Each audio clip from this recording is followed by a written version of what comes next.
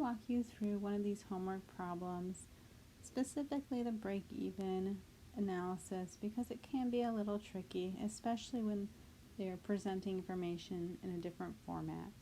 In exercise 5-11, they're giving you that contribution format income statement. And we just want to find out how we can determine break-even both in dollars and in units.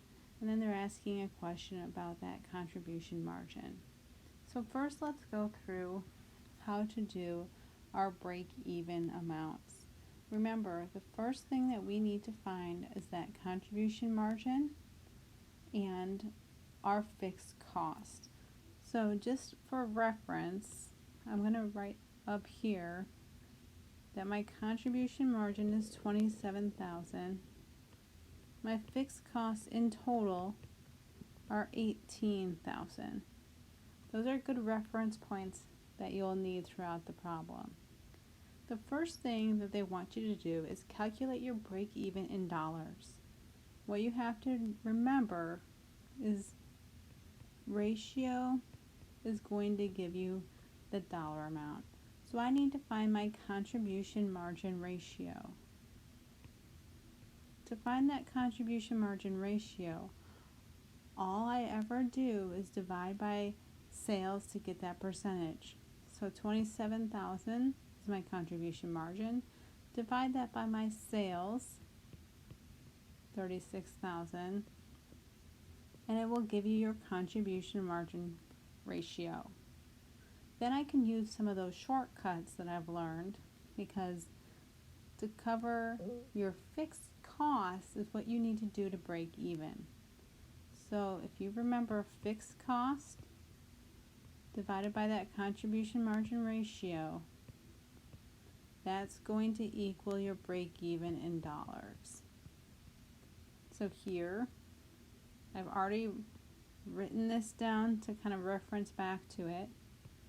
My fixed costs are $18,000. My contribution margin ratio is 75%. So if I do that math, it comes out to $24,000.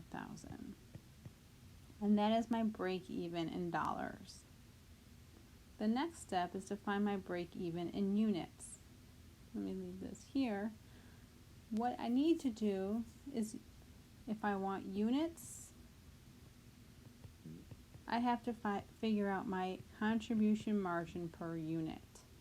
Now this problem shows me that the sales are based on 1,500 passengers. Therefore, I'm going to take my contribution margin, I'm going to divide that by my 1,500 passengers to get my contribution margin per unit. And if I do that, it comes to $18. So my contribution margin per unit is $18. I return to my break-even equation in units. I take my fixed cost, divide by my contribution margin per unit, and that's going to mean, or give me, my break-even in units. Luckily, this one is easy math. My fixed costs were $18,000. My contribution margin per unit is 18.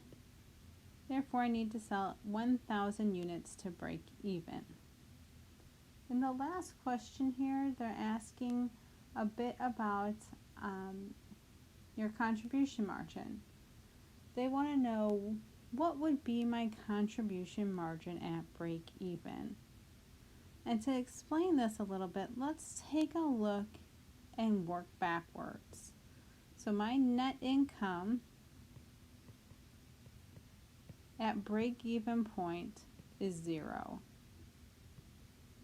My fixed costs, I know, are $18,000. Therefore, my contribution margin must be equal to my fixed cost in order to break even and earn that 0 net income. So hopefully that gets you started. Give it a try and let me know if you have questions.